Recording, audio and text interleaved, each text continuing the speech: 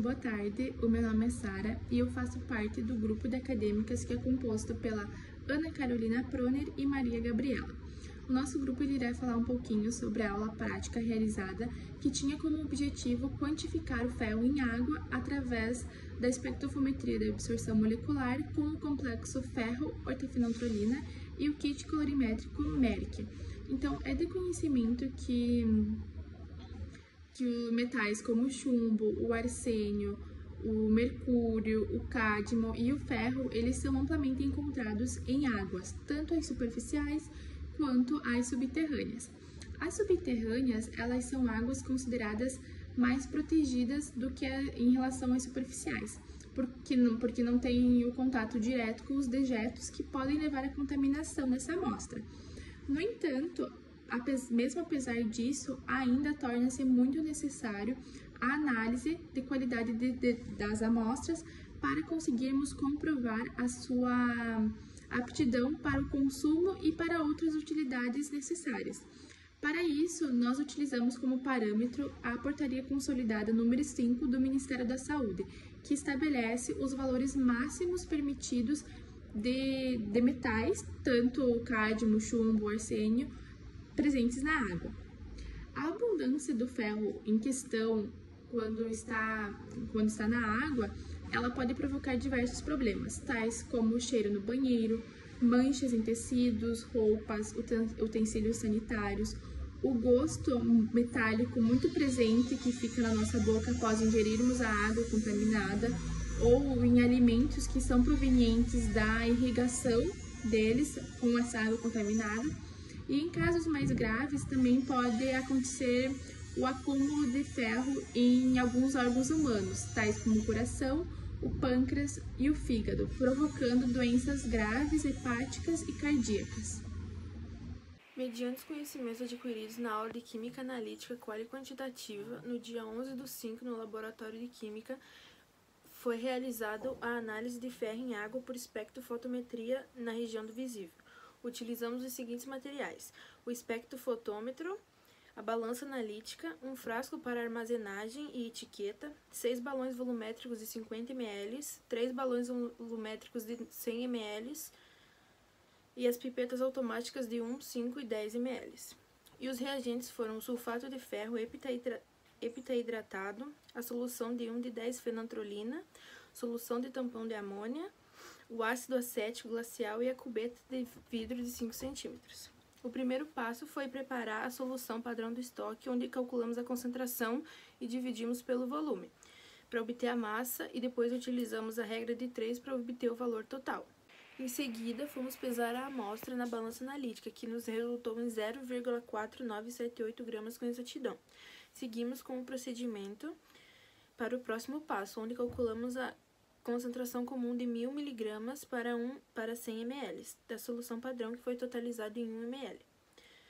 Realizamos a diluição em um balão volumétrico e armazenamos a solução em um frasco de vidro e fomos para o preparo da curva analítica. Temos 6 soluções para preparar, onde fizemos cálculos para obter o volume de solução estoque por ml, onde obtivemos os seguintes resultados: de 0 mg por litro para 0 ml, de 0,5 mg por litro para 0,25 ml, de 0 para 10 mg por litro para 0,5 ml, 0,2 mg por litro para 1,5 ml e 0,50 mg por litro para 2,5 ml e 1 mg por litro para 5 ml.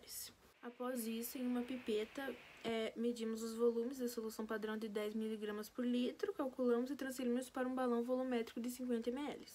Fomos para a capela de exaustão, adicionamos a cada um dos balões 20 ml de solução de ortofenantrolina e 10 ml da solução de tampão de acetato de amônia.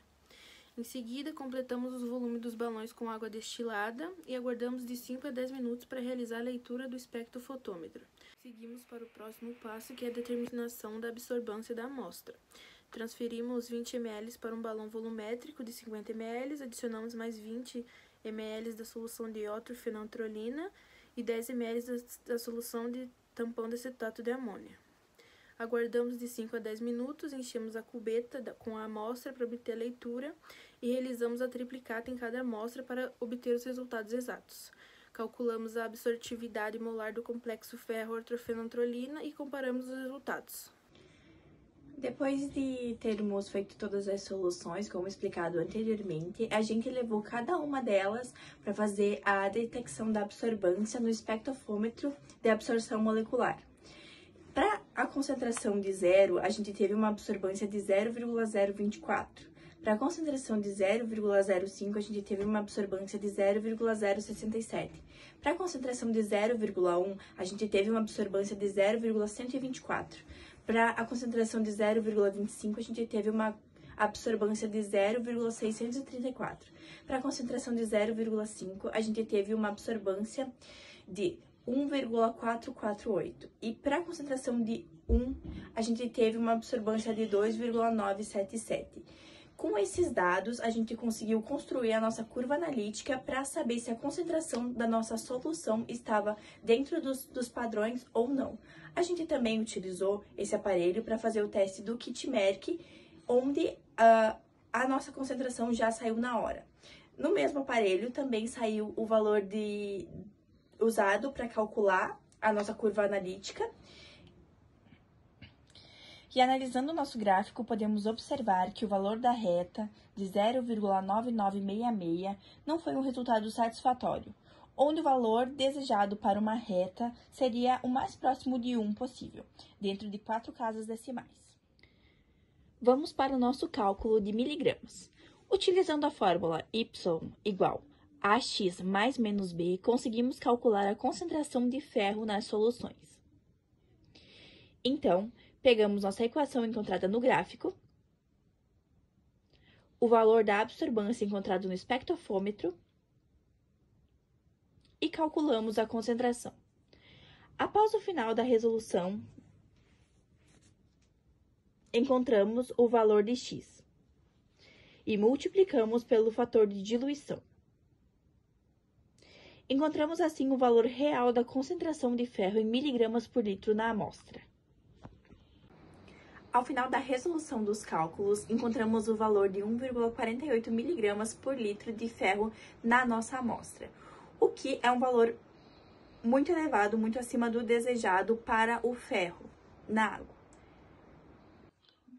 Após debate com os integrantes do grupo sobre o valor de 1,48 miligramas por litro encontrados na amostra, chegamos a 2 possíveis causas das inconformidades que podem ter acontecido. Os fatores que podem ter levado à concentração errada da amostra podem ter sido a pipetagem errada e também a diluição incorreta da solução. Vemos nos resultados que os 3 últimos resultados dobraram, e isso não é um fator comum de ter ocorrido. Então, o que pode ter acontecido é a solução ter sido preparada e não ter sido diluída corretamente, e quando pipetamos primeiro a parte de cima e colocamos nesse balão. Isso pode ter ocorrido e formado um erro na nossa solução. Comparando os 2 métodos, a ortofenantrolina e o kit Merck, podemos ver algumas vantagens e desvantagens em cada um deles. O kit Merck é um kit mais rápido e mais prático de ser feito, mas talvez o resultado não tenha tanta exatidão. Já a ortofenantrolina é um processo mais demorado, mais longo e com muitas etapas, porém com um nível de exatidão um pouco maior. Provavelmente o preparo da nossa ortofenantrolina foi feito errado e o kit Merck foi feito correto e ficou com um valor de 0,56. Por isso, utilizamos o valor do kit Merck para responder às perguntas a seguir. Considerando o valor do kit Merck, conseguimos calcular o erro relativo utilizando a fórmula ER igual x1 menos xv dividido por xv vezes c. Esse valor chegou a um erro relativo de 86,66.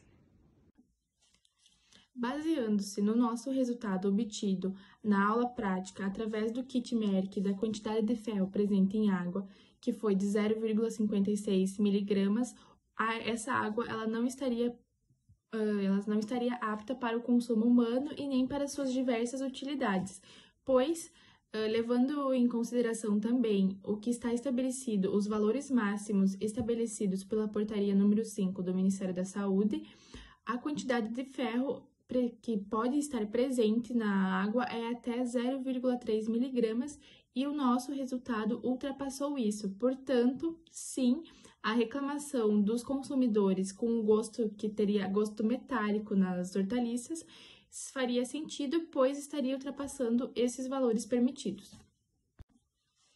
O método que é mais popularmente utilizado para a determinação do ferro em água é o colorimétrico. O desenvolvimento da cor como uma técnica, ele é mais vantajoso por conta da sua alta precisão no resultado e geralmente requerer um pré-tratamento mínimo para realizar a análise dessa amostra. Então, os equipamentos que são utilizados para essa técnica é um colorímetro fotoelétrico ou um espectrofômetro, que eles têm a finalidade de medir a intensidade da cor apresentada pela amostra, podendo ser a partir do complexo ferro-ortafenontrolina ou o kit Merck, no caso do ferro, que foi o que nós realizamos em sala de aula. Existem duas espécies de cátions de ferro que são mais encontradas nas amostras de água. Um é o ferroso, que é o ferro mais 2, que é na sua fórmula química, e o outro é o ferro férrico, que é o ferro mais 3 da sua fórmula química. O ferro, quando ele é encontrado em águas naturais e com baixo pH, e também na ausência de oxigênio, eles estão sobre a fórmula química ferro mais 2, o ferro ferroso. Então, esse ferro ferroso, ele é mais solúvel em água e são quase invisíveis. Portanto, quando ele sofre uma oxidação causada pela aerição, ele forma precipitados, fazendo a oxidação do ferro mais 2 para o ferro mais 2 para o ferro mais 3.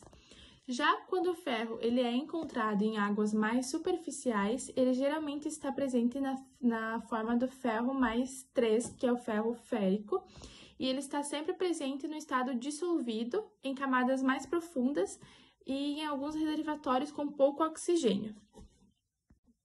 Existem vários processos para a remoção do ferro em águas. No entanto, os que são mais comuns e os mais utilizados são aqueles que baseiam-se na oxidação do ferro ferroso, o mais 2, para o ferro mais 3, o ferro férico.